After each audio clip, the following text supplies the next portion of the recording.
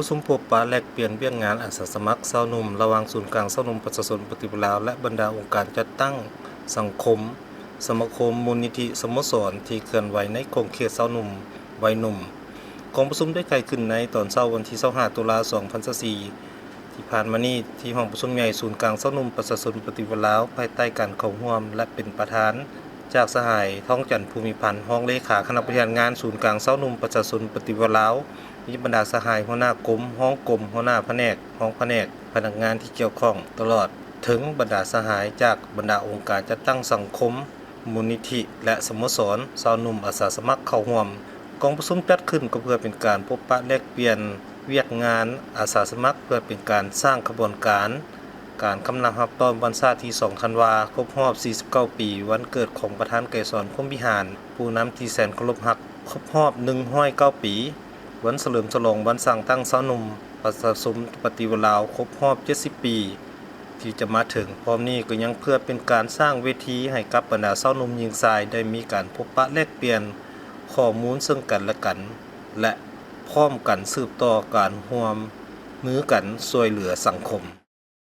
ศูนย์กลางชาวหนุ่มประชาชนปฏิบัติลาวและบริษัท National Consulting Group จำกัดผู้เดียวได้จัดพิธีเซ็นสัญญาว่าด้วยการร่วมมือโครงการโรงงานหัวอาหารสัตว์เลี้ยงสัตว์ทันสมัย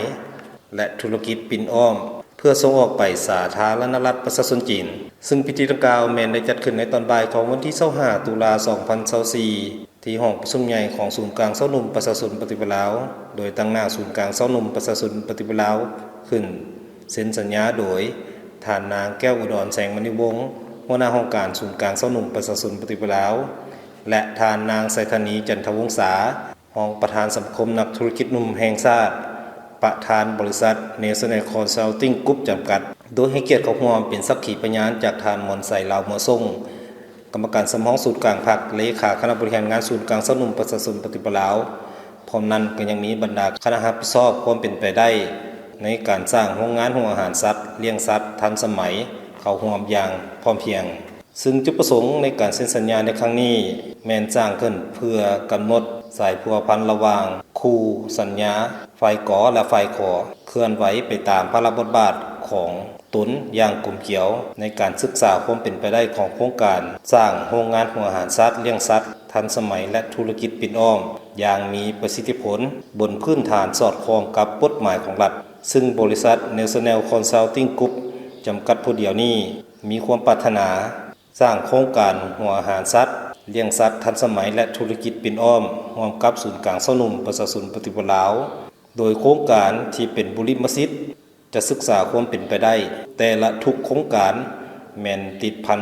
กันและมีระบบตองโซ่ของกระบวนการผลิตเพื่อรับประกันทางด้านปริมาณและคุณภาพของโครงการที่จะส่งออกไปสาธารณรัฐประชาชนจีนประกอบมี 1. โรงงานอาหารสัตว์ 2. เลี้ยงสัตว์ทันสมัยเลี้ยงหมูเลี้ยงไก่ไข่เลี้ยงงัว 3. โรงงานฆ่าสัตว์และปรุงแต่งเป็นสินค้าส่งออกเช่นสิ้นหมูสิ้นไก่สิ้นงัวไข่ 4. การผลิตข้าวส่งออก 5. โรงงานผลิตฝุ่นชีวภาพที่ได้จากขี้มูลสัตว์ขี้แกะและชีวมอญสิ่งเศษเหลือจากสัตว์ 6. การศึกษาด้านเศรษฐศาสตร์โดยบริหารจัดการน้ำที่สามารถผลิตไฟฟ้าและเอาน้ำก้องเขื่อนในทั่วประเทศเพื่อเข้ามาผลิตข้าวปลูกสาลีปลูกถั่วเหลืองและนำสิ่งเศษเหลือจากการสีข้าวเส้นหำข้าวเปียนมาผลิตเป็นหัวอาหารและขี้แกบมาผลิตเป็นฝุ่นชีวภาพ 7. ส่งเสริมพลังงานทดแทนเส้นพลังงานน้ำโซล่าลมและแก๊สชีวภาพเพื่อเฮ็ดให้สามารถสนองให้แก่โรงงานฟาร์มสัตว์ที่จะสร้างขึ้นในอนาคตและทั้งเป็นการรักษาสิ่งแวดล้อมนั้นอีกด้วย